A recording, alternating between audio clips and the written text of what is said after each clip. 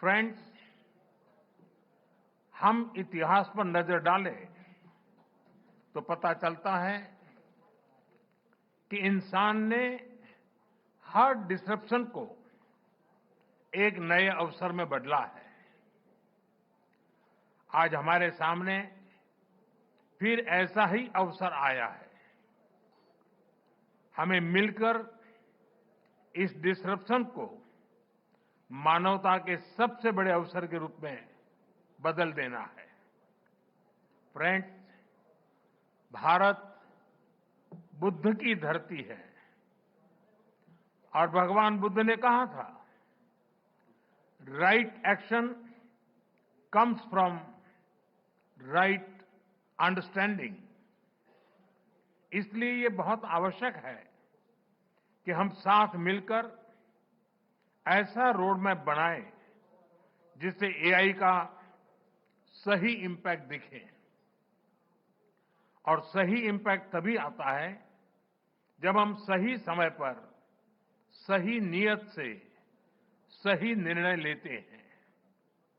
Friends, Covid global pandemic के समय दुनिया ने देखा है कि जब हम एक दूसरे के साथ खड़े होते हैं तो असंभव भी संभव हो जाता है। वैक्सीन विकास से लेकर सप्लाई चेन तक, डेटा साझा करने से लेकर जीवन बचाने तक सहयोग ने ही समाधान दिया। टेक्नोलॉजी कैसे मानवता की सेवा का माध्यम बन सकता है, ये हमने भारत में कोविड काल में देखा है। हमारा जो डिजिटल वैक्सीनेशन प्लेटफॉर्म था, उसने करोड़ों लोगों को समय पर वैक्सीनेट कराने में बहुत मदद की। हमारे यूपीआई ने उन मुश्किल परिस्थितियों में भी ये सुनिश्चित किया कि लोग आसानी से ऑनलाइन ट्रांजैक्शन करते रहे। यूपीआई ने भारत में डिजिटल डिवाइड को दूर करने में भी बहुत बड़ी भूमिका निभाई है। बीते वर्षों में भारत ने एक वाइब्रेंट डिजिटल पब्लिक इंफ्रास्ट्रक्चर बनाया है।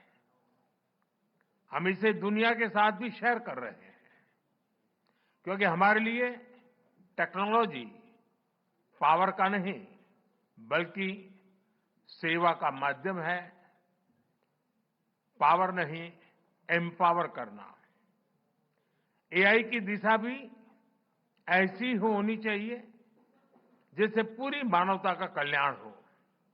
फ्रेंड्स, अतीत में टेक्नोलॉजी ने डिवीजन क्रिएट किए, लेकिन वर्तमान में एआई टेक्नोलॉजी सबके लिए सुलभ हो, सबकी पहुंच में हो, ये हमारा लक्ष्य होना चाहिए।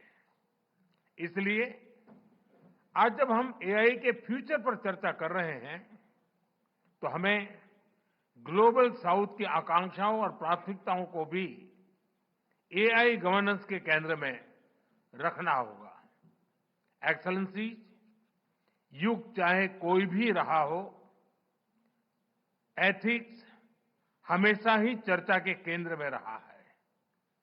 अंतर बस इतना आया है कि पहले अनएथिकल बिहेवियर का दायरा बहुत छोटा होता था, लेकिन एआई में इसका दायरा असीमित है, अनलिमिटेड है। इसलिए एआई के लिए हमें एथिकल बिहेवियर और नॉर्म्स का दायरा भी असीमित बनाना होगा। एआई कंपनियों के सामने बहुत बड़ी जिम्मेदारी है। प्रॉफिट के साथ साथ पर्पज पर भी फोकस हो, ऐसे एथिकल कमिटमेंट की बहुत आवश्यकता है। व्यक्तिगत स्तर पर एआई हमारी लर्निंग, इंटेलिजेंस और इमोशंस को प्रभावित कर रही है। एक्सेलेंसी, एआई के एथिकल उपयोग के लिए मेरे 3 सुझाव हैं। फर्स्ट, डेटा सॉवरेनिटी को रिस्पेक्ट करते हुए एआई ट्रेनिंग के लिए एक डेटा फ्रेमवर्क बने। जैसे एआई में कहा जाता है, गार्बेज इन, गार्बेज आउट। अगर डेटा सुरक्षित, संतुलित, विश्वसनीय नहीं होगा तो आउटपुट भी भरोसेमंद नहीं होगा। इसलिए ग्लोबल ट्रस्टेड डेटा फ्रेमवर्क जरूरी है।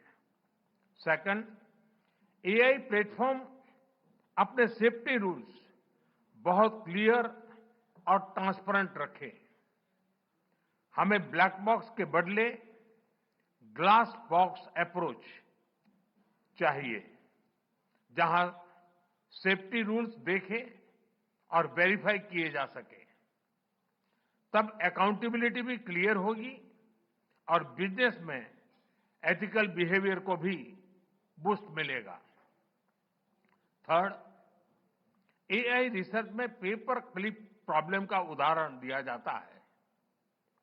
अगर किसी मशीन को सिर्फ पेपर क्लिप बनाने का लक्ष्य दे दिया जाए तो वह उसका एक काम के लिए दुनिया के सारे रिसोर्सेज को दांव पर लगाकर भी वही काम करती रहेगी।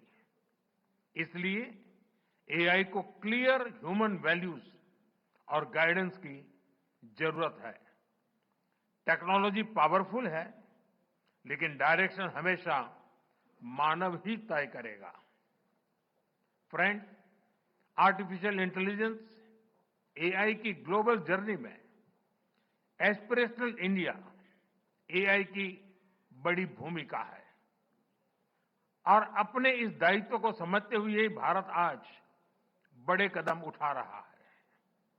अपने एआई मिशन के माध्यम से आज भारत में 38,000 जीपीएस मौजूद हैं और अगले 6 महीनों में हम 24,000 जीपीयूज और लगाने जा रहे हैं। हम अपने स्टार्टअप्स को बहुत ही अफोर्डेबल रेट्स पर वर्ल्ड क्लास कंप्यूटिंग पावर उपलब्ध करा रहे हैं। हमने एक एआई कोष भी बनाया है। इसके माध्यम से 7,500 से अधिक डेटा सेट्स और 270 एआई मॉडल्स को नेशनल रिसोर्स के रूप में शेयर किया गया है। फ्रेंड्स, एआई को लेकर भारत की दिशा स्पष्ट है, भारत का विचार स्पष्ट है। एआई पूरी मानवता की भलाई के लिए एक शेयर्ड रिसोर्स है।